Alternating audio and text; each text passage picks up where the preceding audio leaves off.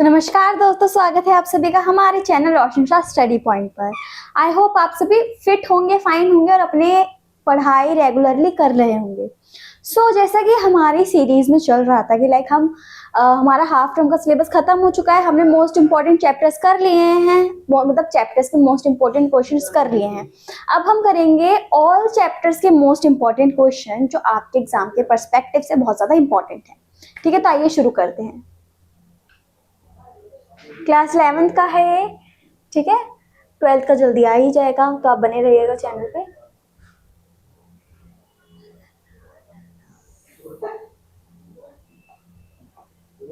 First question, शारीरिक शिक्षा से आप क्या समझते हैं? अब हमारा सबसे पहला हमारी बुक है वो है क्या? फिजिकल एजुकेशन की बुक है, शारीरिक शिक्षा की बुक है। तो सबसे पहला क्वेश्चन जो मेन इंपॉर्टेंट क्वेश्चन होता है वो तो यही पूछेंगे ना कि शारीरिक शिक्षा से आप क्या समझते हैं, शारीरिक शिक्षा होता क्या है ना। तो शारीरिक शिक्षा शिक्षा का वह हिस्सा है जो किसी व्यक्ति को हरफनमौला बनाने के लिए स्वस्थ खेल, एथलीट, टूर्नामेंट, मनोरंजन, शरीर और अंतर्निहित मांसपेशियों, अंग, दिमाग, आत्मा से संबंधित होता है।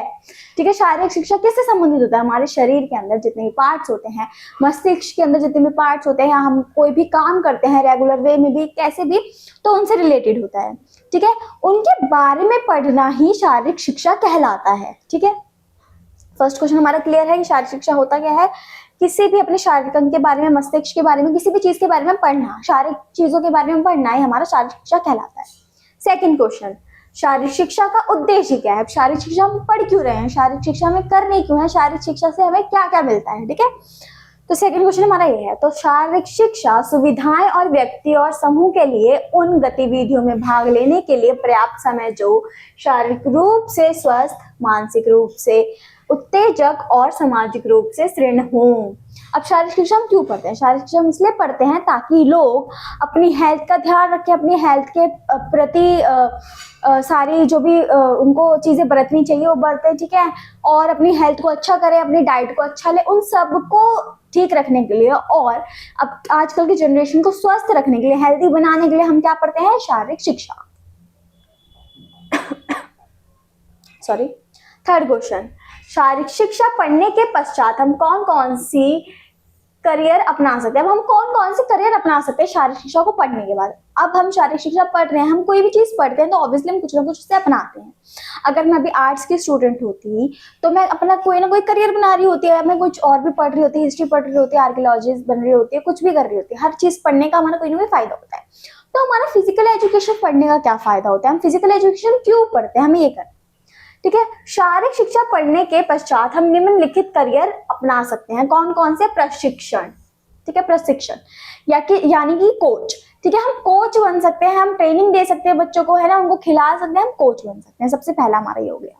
सेकंड, खिलाड़ी, प्लेयर। ऑब्वियस जब हम फिजिकल एजुकेशन पढ़ते हैं हम बहुत सारी गेमों के बारे में जानते हैं, रूल्स के बारे में जानते हैं, गेम खेलते हैं, गेम सीखते हैं, तो उससे क्या होता है कि हम प्लेयर भी बन सकते हैं। तो क्या बन सकते हैं? खिलाड़ी। लेखक, हम लेखक भी बन सकते हैं, हम किसी भी स्पोर्ट्स के बारे में कुछ लिख सकते हैं, हम किसी भी स्पोर्ट्स के बारे में बुक्स लिख सकते हैं, किसी भी चीज के बारे में हम बुक्स लिख सकते हैं। तो वो क्या हो गया हमारा कि हम बन सकते हैं एक लेखक। फिर रिपोर्टर। अब रिपोर्टर से तात्पर्य यह है कि जो भी न्यूज सुनाते हैं स्पोर्ट्स की वो, या फिर आपने देखा होगा बहुत सारे मैचेस में कमेंट्री भी होती है, कमेंट्री करते हैं ना वो, तो कमेंट्री भी कर सकते हो। फिर खेल वैज्ञानिक, हम स्पोर्ट्स साइंटिस्ट भी बन सकते हैं। स्पोर्ट्स के बारे में, स्पोर्ट्स साइंटिस्ट का मतलब ये नहीं होता कि केमिकल रिएक्शन वगैरह, हम स्पोर्ट्स के बारे में जान सकते हैं। आगे जाके हम स्पोर्ट्स में कैसे वृद्धि कर सकते हैं, कैसे कैसे नए नए इक्विपमेंट्स ला सकते हैं, उस स्पोर्ट्स को बढ़ाने के लिए हम क्या क्या कर सकते हैं वो कर सकते हैं। फिर आता है न्यायाधीश। ठीक है, जज, जो जज बनते हैं, जैसे ओलंपिक्स में देखा होगा बहुत सारे जज बैठते हैं। ठीक है, वो भी स्पोर्ट्स खेलते हैं ना, उन्होंने भी उसके बारे में जाना होगा जब भी वहां बैठते हैं, या फिर उसके बारे में उन्हें पता होगा, या फिर वो उस गेम के बारे में बहुत अच्छे से जानते होंगे, इसलिए वो वहां पे जजिंग कर रहे हैं, है ना, जज बन के बैठे हैं। तो न्यायाधीश। फिर मैदान कर्मचारी। अब मैदान कर्मचारी मतलब कि जो ग्राउंड वर्कर्स होते हैं, ग्राउंड में देखे होंगे आपने, जो ग्राउंड पे काम करते हैं, पिच वगैरह सही करना, ठीक है, और सारी चीज मैनेज करके रखना, वो। फिर उसके बाद योग प्रशिक्षक। आप योग ट्रेनर भी बन सकते हैं, आप योगा करा सकते हैं लोगों को, क्योंकि योग के लिए भी आपको फिजिकल एजुकेशन पढ़ना जरूरी होता है। आपको पता होना चाहिए कि कौन सी मांसपेशियों के लिए कौन सी योग होनी चाहिए, किस किस बीमारी में हम कौन कौन सी योग हमें करनी चाहिए, कौन कौन सी नहीं करनी चाहिए। तो ये सारे हम पढ़ेंगे जब भी तो हमें पता लगेगा ना। तो आप ये सारे करियर अपना सकते हो, मैक्स और भी करियर है आप उनको भी अपना सकते हो, बट आप मैक्सिमम इतने ही लिख के आना, ठीक है। और इनको एक्सप्लेन कर देना, अगर ज्यादा नंबर में आएगा तो आप इनको एक्सप्लेन कर देना। फोर्थ क्वेश्चन, प्राचीन और आधुनिक खेलों में अंतर बताइए। प्राचीन खेल क्या होते हैं और आधुनिक खेल क्या होता है, हमें उनमें अंतर बताना है, ठीक है। प्राचीन आयोजन इसका होता था केवल यूनान में, ठीक है। आयोजन इसका कहाँ होता था, ऑर्गेनाइज केवल यूनान में होता था, क्योंकि ये यूनानी लोग ऑर्गेनाइज करते थे, यूनानी लोगों के द्वारा ये गेम लाया गया है, ठीक है। उसके बाद भागीदारी केवल यूनानी लोग, अब यूनानी लोग ऑर्गेनाइज कर रहे हैं, सिर्फ यूनान में ऑर्गेनाइज हो रहा है, तो खेलेगा कौन, सिर्फ यूनानी लोग, और कोई प्लेयर नहीं खेल सकता था इसमें। फिर उसके बाद धार्मिक उत्सव, ये एक धार्मिक उत्सव की तरह मनाया जाता था, इसको रिलीजियस फेस्टिवल की तरह इसको सेलिब्रेट करते थे, ठीक है। 5 दिन का ये होता था और 4 साल में ये एक बार इसको सेलिब्रेट करते थे। कितने दिन का होता था, 5 दिन का ये होता था, और ये 4 साल में एक बार इसको सेलिब्रेट करते थे। वैसे 4 साल में एक बार हमारा जो अभी आधुनिक ओलंपिक है वो भी सेलिब्रेट होता है, तो दोनों में समानता तो यही होगी, आप 4 दिन में एक बार तो जरूर लिख देना। बस ये याद रखना कि ये जो प्राचीन था वो सिर्फ यूनान में होता था, यूनान के लोग ही उसको करवाते थे, है ना, वो ही सब चीज करते थे, और ये सिर्फ केवल 5 दिन का होता था। अब हम देखते हैं अपना आधुनिक। अब आधुनिक कितने का होता है, आधुनिक आयोजन दुनिया में कहीं भी ये आयोजन हो जाता है। अभी जैसे हमारा पेरिस में हुआ था, है ना, तो हर 4 साल के गैप में एक बार होता है, ये तो हमने देख लिया, पर हर जगह अलग अलग होता है। जैसे अभी पेरिस में हुआ था, फिर इससे पहले टोक्यो में हुआ था, तो हर 4 साल के गैप में दुनिया में कहीं भी हर कंट्री को मौका मिलता है इसमें पार्टिसिपेट करने का और इसको ऑर्गेनाइज करने का, ठीक है। भागीदारी, किसी भी देश का खिलाड़ी हो सकता है इसमें पार्टिसिपेट कर सकता है, कोई सा भी देश हो जो जुड़ा हुआ हो इनके साथ वो इसमें पार्टिसिपेट कर सकता है। फिर विश्व शांति और विश्व विकास, ठीक है, ये धार्मिक उत्सव की तरह इसको मना देते हैं। अब ये किस लिए मनाते हैं, ये वर्ल्ड की शांति के लिए और उनके विकास के लिए, ठीक है। अब हम वर्ल्ड की शांति इसलिए, जब सारी कंट्रीज मिलेंगी, सारी कंट्रीज एक साथ कॉम्पिटिट करेंगी, सारी कंट्री एक साथ बैठेंगी एक ही जगह पे, वो चाहे वो कंपटीशन में हो, कॉम्पिटिट कर रही हो, बट एटलीस्ट वो एक साथ रहती है, तो वो फ्रेंडशिप वाला, ब्रदरहुड वाला सीन बना रहता है, ठीक है। अब दिन कितने होते हैं इसके, 16 दिन के लिए चलता है, ठीक है, आधुनिक और प्राचीन। 5th क्वेश्चन, अंतरराष्ट्रीय ओलंपिक समिति के मुख्य कार्य क्या है। अंतरराष्ट्रीय ओलंपिक समिति है, उसके मुख्य कार्य क्या होते हैं, उसके मेन मोटिव क्या होते हैं, वो है क्यों, ठीक है। अंतरराष्ट्रीय ओलंपिक समिति के कार्य निम्नलिखित है। पहला, ओलंपिक खेलों के आयोजन स्थल का निर्णय लेना। अब ओलंपिक खेल जो होते हैं उनके आयोजन स्थल का भी निर्णय लेना होता है। अब इतनी सारी कंट्रीज, उनके संग जुड़ी भी बहुत सारी कंट्रीज होंगी, तो उन कंट्रीज में से किस कंट्री को इस बार इनको मौका देना है ये वो चूज करती हैं, कहाँ कहाँ कैसे कैसे अरेंजमेंट होगा ये वो चूज करती हैं, ठीक है। खेल संस्थाओं को ध्यान देना तथा उनकी सहायता करना। जो खेल संस्थाएं होती हैं, बहुत सारी खेल संस्थाएं होती हैं, जो ओलंपिक है, इंटरनेशनल ओलंपिक है, ये तो उच्च लेवल पे हो गई, मतलब बड़े लेवल पे हो गई। अब छोटे छोटे हर देश में भी तो होती होंगी, तो उनको भी बढ़ावा देना, उनका सारा काम करवाना, उनको कैसे आगे बढ़ाया जाए वो करना, ठीक है। फिर खेलों में नैतिकता के साथ साथ खेलों के माध्यम से युवाओं को शिक्षा प्रदान करना, ठीक है। अब युवाओं को शिक्षा कैसे प्रदान करेंगे, वो युवाओं को शिक्षा प्रदान करेंगे, जैसे अब खेल रहा है कोई, ठीक है, वो अफोर्ड ही नहीं कर सकता अपनी पढ़ाई, तो ये स्कॉलरशिप्स देते हैं, ठीक है। अगर आप अच्छा खेलते हो आपको कुछ अमाउंट ऑफ मनी मिलता है जिससे आप अपनी पढ़ाई पूरी कर सकते हो, या फिर आपको ऐसे स्कूल्स में भी डाल दिया जाता है यहाँ पे आपको खिलाया भी जाता है और पढ़ाया भी जाता है, तो ये इसमें भी मदद करता है। अब खेल कूद के साथ संस्कृति और शिक्षा को संयुक्त करने का प्रयासों का प्रोत्साहित करना। आप अपनी खेल कूद के साथ साथ अपनी संस्कृति को भी आगे बढ़ाना। अगर हम इंडिया का कोई खेलने गया ओलंपिक में तो अपनी संस्कृति आगे बढ़ाएगा ना, नमस्ते, जो भी वो करता है, जो भी वो अपनाता है, जो भी हमारी संस्कृति है वो उसको आगे बढ़ा रहा है, ठीक है। तो खेल के साथ साथ उस देश की संस्कृति वगैरह को भी आगे बढ़ाना, ठीक है। 6th क्वेश्चन, कपालभाति प्रणाम है या यौगिक क्रिया, टिप्पणी कीजिए। अब कपालभाति क्या है, कपालभाति यौगिक क्रिया है जो मस्तिष्क के अग्रभाग के शुद्धिकरण के लिए श्वास तकनीक के माध्यम से किया जा सकता है। अब कपालभाति हम क्यों करते हैं, कपालभाति हम इसलिए करते हैं ताकि जो हमारा मस्तिष्क का आगे का भाग है, वो जो हमारे मस्तिष्क में 4 पार्ट होते हैं, ठीक है, जो आगे के पार्ट है उनको हम ठीक तरीके से रख सके, उनको हेल्दी रख सके, ठीक है। और ये हम किससे करते हैं, श्वास प्रणाली की वजह से, ठीक है, श्वास के माध्यम से करते हैं। 7 क्वेश्चन, समाधि ध्यान के लिए पहले क्या पूर्व प्रेक्षित है। अब ध्यान के लिए क्या प्रेक्षित है, यम नियम को समाधि ध्यान के लिए पहला पूर्व प्रेक्षित जिसमें यह है मैं, अहिंसा, सत्य, असत्य, ब्रह्मचर्य, अपिग्रह शामिल है।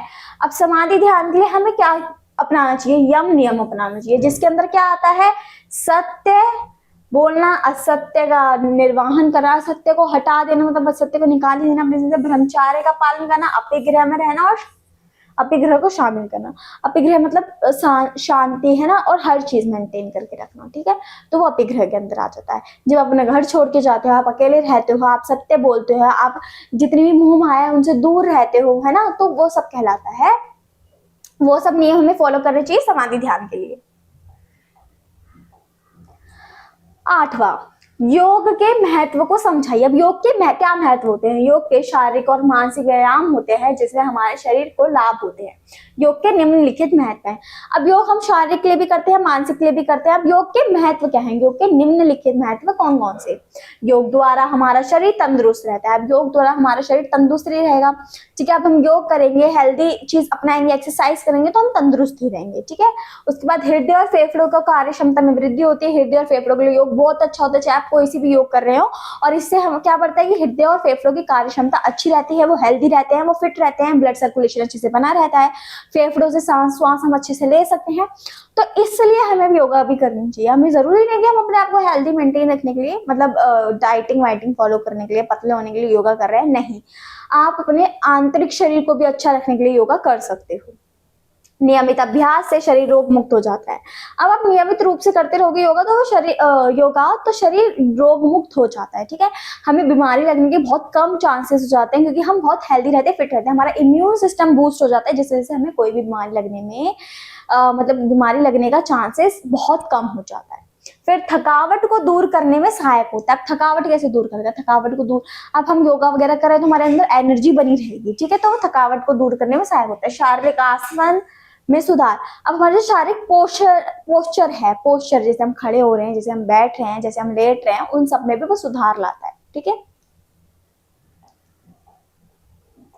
9th क्वेश्चन, ध्यान का खेल में क्या योगदान है। अब ध्यान का क्या योगदान है खेल में, ध्यान का खेल में निम्नलिखित योगदान है। ध्यान लगाने से एकाग्रता बढ़ती है। एकाग्रता मतलब जो हमारा, जब हम ध्यान लगाने लग जाते हैं ना, तो हमारा जो मन रहता है, दिमाग रहता है, वो एक ही जगह पे रहता है। अगर हम वो पढ़ रहे हैं कॉन्सेंट्रेशन, अगर हम वो पढ़ रहे हैं तो वही पढ़ेंगे, हमारा इधर उधर ध्यान नहीं जाएगा, चाहे बाहर कितना भी शोर हो रहा हो। तो एकाग्रता बढ़ती है। ध्यान लगाने से मनो शरीर में आराम मिलता है, ठीक है, मन को और शरीर को आराम मिलता है। ध्यान लगाने से तनाव दूर होता है, टेंशन डिप्रेशन सब दूर हो जाता है।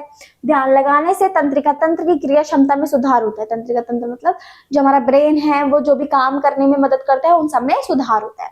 5th, हम अपने गुस्से पर काबू कर पाते हैं।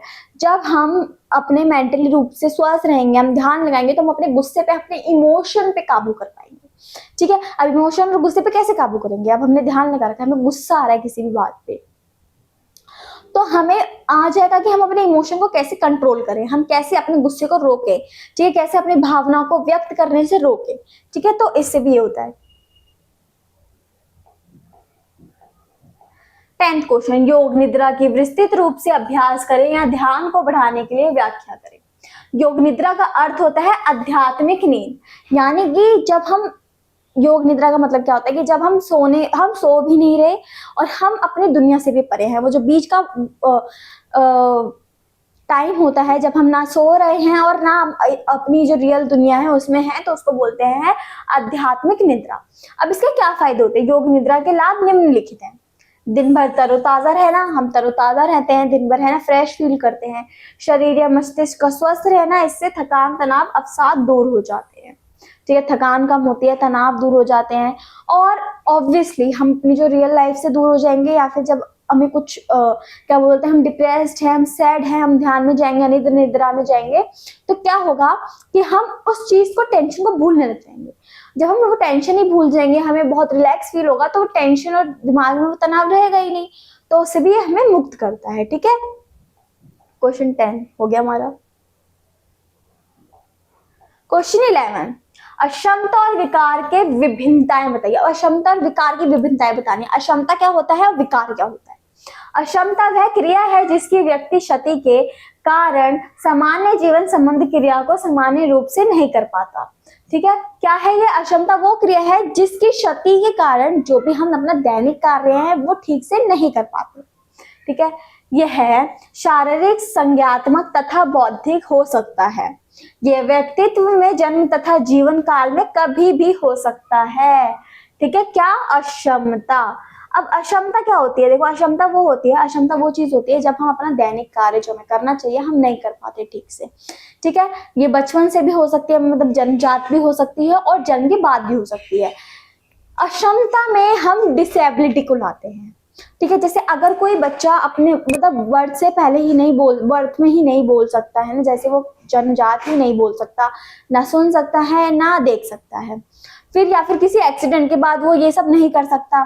ठीक है, तो ये आ जाएगा अक्षमता के अंदर। ठीक है, अब हम देखते हैं विकार क्या होता है। विकार कोई भी रुकावट अथवा विघटन जिसके द्वारा व्यक्ति को अपनी दैनिक जीवन संबंध क्रियाओं को करने में मुश्किल आती है या दैनिक क्रियाओं को सही प्रकार से नहीं कर पाता है, विकार कहलाता है।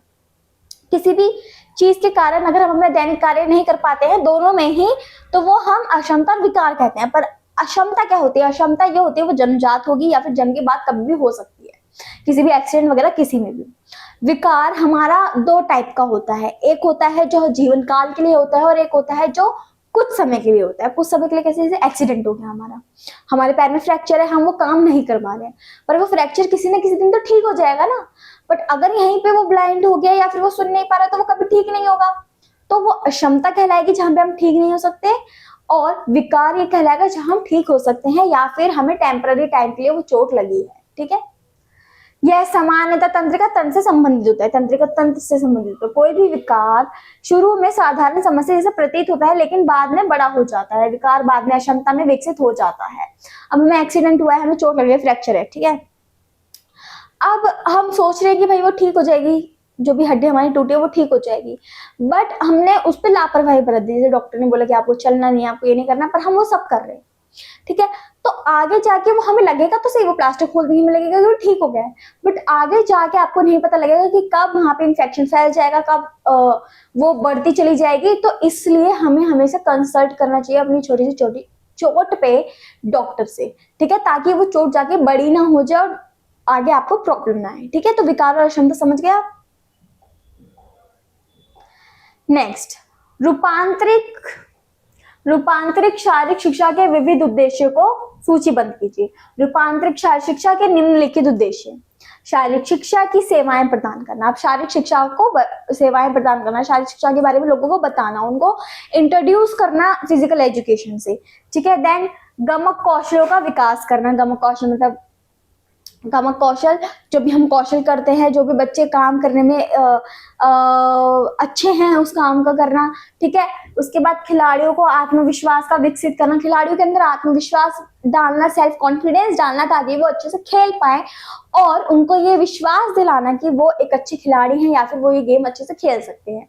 अब प्लेयर जब तक या फिर बच्चे जब तक नहीं खेलते जब तक उसको अपनी काबिलियत के बारे में नहीं पता, तो आप उसकी तारीफ, अगर आप किसी बच्चे ने टेस्ट में अच्छा किया, मान लेते एग्जाम्पल, किसी बच्चे ने टेस्ट में अच्छा किया, उसको यकीन नहीं था कि वो टेस्ट में अच्छा कर सकता है, वो घबराया हुआ था, पर आपने उसकी तारीफ कर दी, अब वो अगली बार और अच्छा करेगा। ठीक है, तो ऐसे ही गेम में होता है, जब बच्चे को अपना कौशल नहीं पता होता तो टीचर या फिर ट्रेनर उसको उसका कौशल बताता है, उसके बाद उसकी तारीफ होती है, फिर वो और अच्छा करने की कोशिश करता है। तो ऐसे ही हम सेल्फ कॉन्फिडेंस बूस्ट करते हैं बच्चे के अंदर। ठीक है, खेलों में सक्रिय भागीदारी में वृद्धि लाना। अब खेलों में भागीदारी बढ़ेगी, खेलों में वृद्धि आएगी, ये सब लाना भी रूपांतरिक शारीरिक शिक्षा के कार्यों में से एक है। 13th क्वेश्चन, मानसिक अक्षमता के कारण बताएं। अब मानसिक अक्षमता किस किस से होती है? इसके निम्नलिखित कारण है। अनुवांशिक कारण। अनुवांशिक कारण मतलब बचपन से ही कोई कारण है, घर में लड़ाई बहुत ज्यादा होती है, हम मेंटली डिसेबल है, हम बचपन में बच्चे गिर जाते हैं, सर पे लग गई है, तो उस वजह से भी हो सकता है, मदर के वॉर्म में भी हो सकता है। ठीक है, उसके बाद अनुवांशिक गड़बड़ी, माता पिता से प्राप्त सामान्य जीन या अन्य विकरों के श्रुति के कारण है, इस बच्चे के विकास में गर्भावस्था काल में असर पड़ता है। अब जीन जो हमें मिलते हैं अपने पेरेंट्स से उसमें भी हो सकते हैं। लाइक अगर किसी के फादर मेंटली डिसेबल है, अगर किसी की मदर मेंटली डिसेबल है तो उनकी जीन से भी मिल सकता है, या फिर मदर के वॉर्म में यानी कि गर्भावस्था में मदर के पेट में ही कुछ ना कुछ ऐसा हो जाए, कोई एक्सीडेंट हो जाए, कभी गलती से लग जाए, कभी गिर जाए, तो उसकी वजह से भी हो सकता है। सिंड्रोम एक्स मानसिक विकलांगता अनुवांशिक गड़बड़ी के कारण होते हैं। सिंड्रोम एक्स, ठीक है, ये एक तरह का सिंड्रोम है जो मानसिक विकारता का कारण होता है। ठीक है। क्वेश्चन 14, शारीरिक अक्षमता क्या होती है और इसका कारण क्या है? शारीरिक विकलांगता का तात्पर्य है व्यक्ति का खड़ा होना, उठना, चलना, किसी वस्तु या पहुंचना या लेना, ठीक है, इसमें मुश्किल होना क्या कहलाता है? हमारा शारीरिक अक्षमता। शारीरिक अक्षमता के कारण जब हम कोई भी, शारीरिक अक्षमता क्या कहलाता है? जब हम कोई भी अपना डेली काम, उठना, बैठना, खड़े होना, कोई चीज उठाना, किसी चीज को उठा के कहीं कहीं और लेके जाना, इन सब कार्य करने में हमें मुश्किल आती है, तो वो क्या कहलाती है? हमारी शारीरिक अक्षमता। इसके कारण क्या क्या होते हैं? विविध प्रकार के संक्रामक रोग, बहुत सारी डिजीज हो सकती हैं जिस वजह से हम ये नहीं कर पा रहे हैं। ठीक है, जन्मजात विकृतियां हो सकते हैं, हमें बर्थ से ही हम ये सब नहीं कर पा रहे होंगे, या फिर बर्थ में कुछ एक्सीडेंट हो गया होगा हमारे साथ जिस वजह से हम ये नहीं कर पा रहे हैं। फिर विकास संबंधी समस्या है हमारे, जो अब मैं कोई हाथ नहीं चला पा रही अगर मैं, तो उसके ग्रोथ में कोई दिक्कत होगी, या फिर उसके मसल्स डेवलप नहीं हुए होंगे, या कुछ ना कुछ तो हुआ होगा जिस वजह से मैं वो नहीं चला पा रही। फिर उसके बाद दीर्घकालीन बीमारियां, बहुत समय से मेरे को एक ही बीमारी है तो उस वजह से भी हो सकता है। फिर शारीरिक शोषण, अब शारीरिक शोषण की वजह से भी ये सब हो सकता है। ठीक है, अगर किसी के संग शारीरिक शोषण हुआ, डिप्रेशन होगा, टेंशन में आ जाएगा, तो उसका दिमाग उस तरह से काम नहीं करेगा। हम उसको 10 बार बोलेंगे एक काम करने के लिए, तब जाके वो काम करेगा। ठीक है, तो इस वजह से भी हो सकता है। ठीक है। 15th क्वेश्चन, स्वास्थ्य का महत्व बताइए। अब स्वास्थ्य का क्या महत्व होता है? स्वास्थ्य के निम्नलिखित महत्व है। दीर्घायु, हमारे स्वास्थ्य रहने से, स्वस्थ रहने से हमारी आयु बढ़ती है। ठीक है, हम योग करेंगे, एक्सरसाइज करेंगे, हेल्दी डाइट ले रहे हैं, अच्छा खाना खा रहे हैं, तो हमारी क्या बढ़ेगी? आयु, एज बढ़ेगी। लोग, जब आप देखे थे पहले जमाने के लोगों को जो अभी भी योगा वगैरह करते हैं, अभी एक योगी हैं, उनको वो योग करते हैं हमेशा, उनको अभी अवार्ड मिला है, वो 102 ईयर्स के हैं। तो उससे क्या होता है? हमारी एज बढ़ती है। और आजकल की जनरेशन ना योग करती है ना एक्सरसाइज करती है, वो तो अब चालू हुआ है क्योंकि वो ट्रेंड में आया है, वरना पहले नहीं करती थी, तो उनकी एज भी कम ही रहती है। ठीक है, वो हेल्दी नहीं खाते, वो हेल्दी डाइट नहीं लेते, तो उस वजह से भी होता है। फिर दीर्घायु होती है हमारी, मानसिक स्वास्थ्य में सुधार आता है, मानसिक रूप से हम स्वस्थ रहते हैं, हम गुस्से पे अपने काबू कर पाते हैं, अगर हमें अच्छा खाना मिल रहा है तो हमारा जो मस्तिष्क है ना वो हैप्पी रहता है। ठीक है, तो गुस्सा बहुत हम कम करते हैं। रोगों से बचाव में सहायक, हमें रोग नहीं लगते जल्दी से, हेल्दी लाइफ अपनाने से, स्वस्थ रहने से एक उत्पादक जीवन जीने में मदद करता है, एक अच्छा जीवन जीने में मदद करता है, पॉजिटिव जीवन जीने में मदद करता है। स्वास्थ्य पर होने वाले खर्चे को कम करता है। अब अगर मैं बहुत बीमार रहती हूँ, ठीक है, हेल्दी डाइट नहीं अपना रही, बाहर का रोज खा रही हूँ, रोज नहीं मतलब स्किप करके भी खा रही हूँ, महीने में हमें 1-2 बार खाना चाहिए बस बाहर का, वैसे नहीं खाना चाहिए, अब मैं स्किप कर करके खा रही हूँ, तो मेरे को डिजीज भी बहुत लगी, पेट में दर्द, बुखार, है ना, फूड क्या बोलते हैं उसको, फूड की वजह से जो हो जाता है ना वो। ठीक है, अब हम बाहर का खाना खा रहे हैं, हमें नहीं पता वो हाइजीनिक है हमारे लिए नहीं है, बट हम खाए जा रहे हैं, तो उसमें हमारा खर्चा बहुत जाएगा। हमें पेट में दर्द हो रहा है, बुखार हो रहा है ना, फीवर हो गया, फूड पॉइजनिंग हो गई, तो अब उसमें खर्चा लगेगा दवाई वगैरह का, है ना, टेस्ट वगैरह का, तो उससे रिलेटेड खर्चा भी हमारा बहुत कम हो जाता है। किस वजह से? स्वास्थ्य जीवन अपनाने की वजह से। 16th क्वेश्चन, सुयोगिता स्वास्थ्य और शारीरिक पुष्टि, सुयोगिता स्वास्थ्य और शारीरिक पुष्टि को प्रभाव बताने वाले कारक बताएं। ठीक है, इसके प्रभाव बताने वाले कारक, नियमित व्यायाम, इसके 2 कारण है। पहला है नियमित व्यायाम, यानी कि नियमित व्यायाम शरीर पुष्टि व योगिता को सबसे अधिक प्रभावित करता है। यदि व्यायाम नियमित रूप से किया जाए तो यह शरीर पुष्टि योगिता में सुधार ला सकता है। अब नियमित रूप से क्या होता है? नियमित रूप से व्यायाम करना यानी कि रेगुलरली व्यायाम करना या फिर टाइम टू टाइम व्यायाम करना। अगर आप एक दिन छोड़ के एक दिन कर रहे हो तो वो भी चलता है, ठीक है, बट वो आपका बना रहना चाहिए। लाइक आपने आज किया, आज नहीं किया तो परसों आपको करना ही है।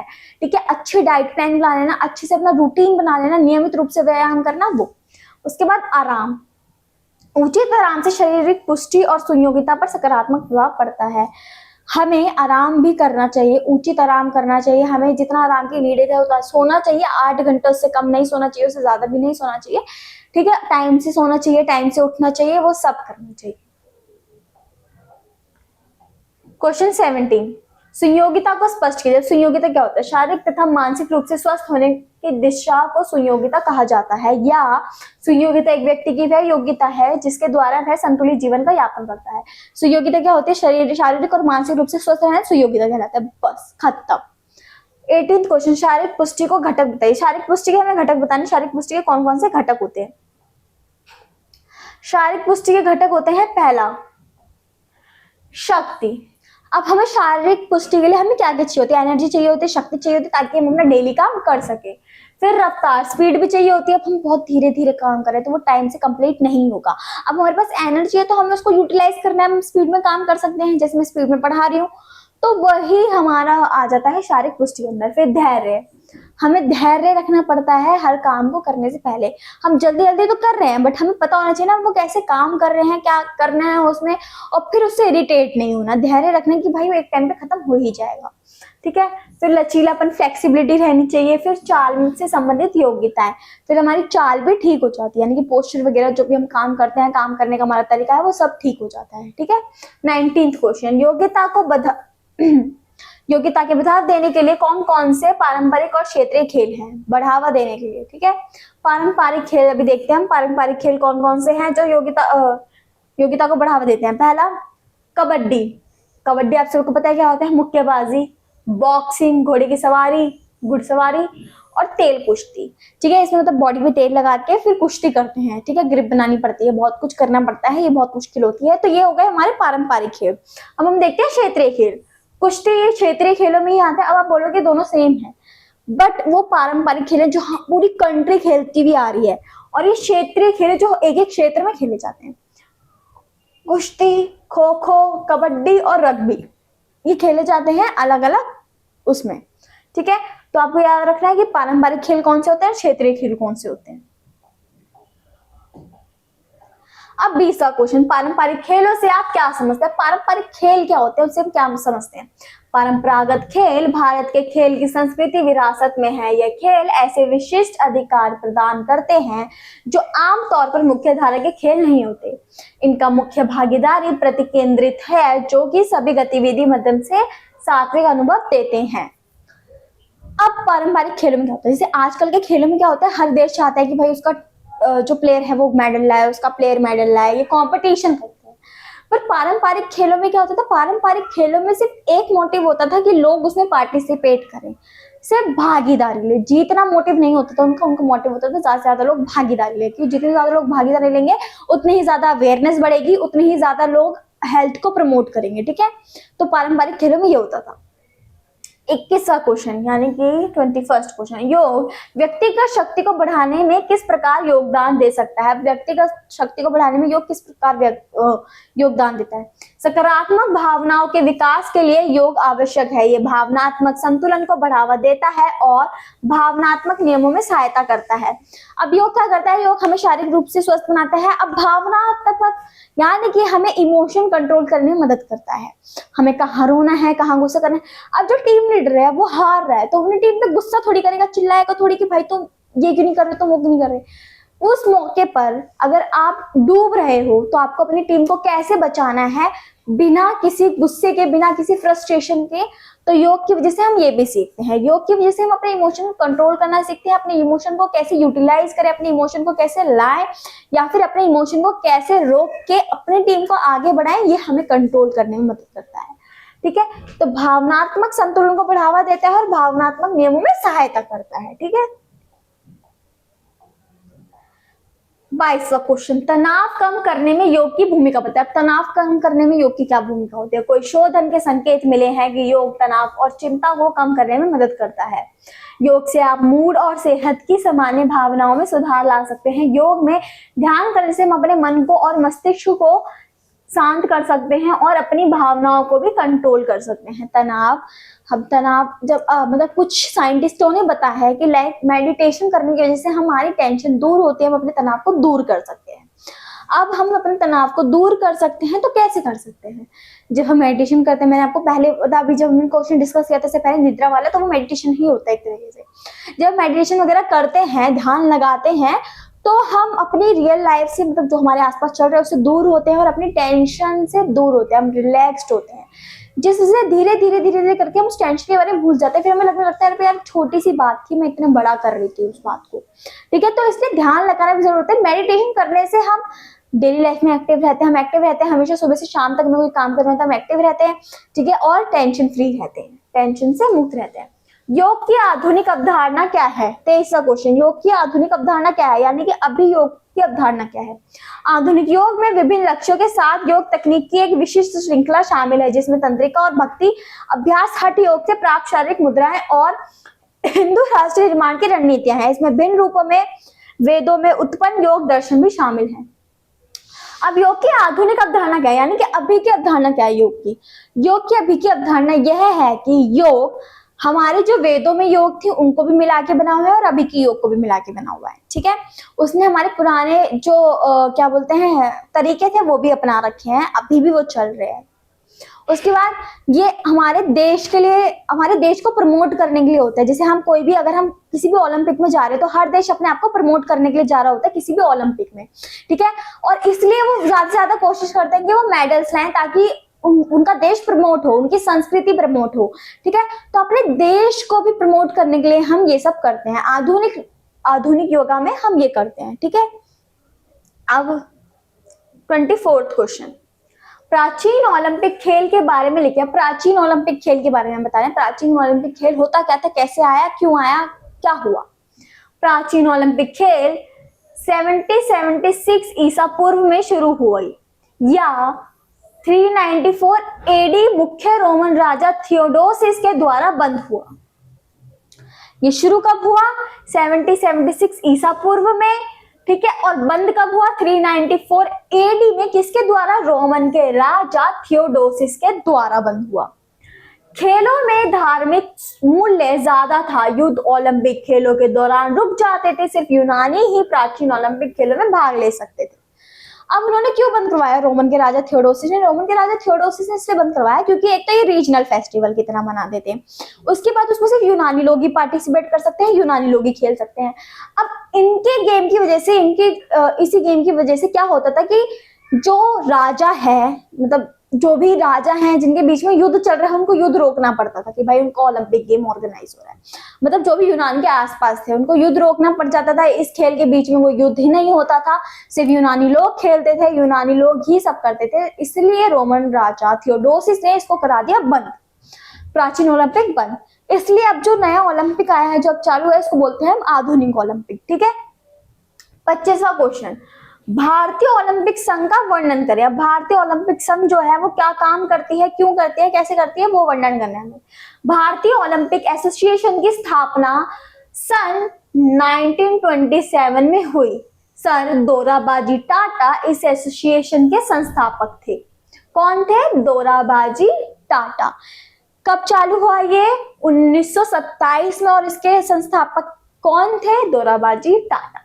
ठीक है, प्रधान डॉक्टर नरेंद्र महासचिव बने।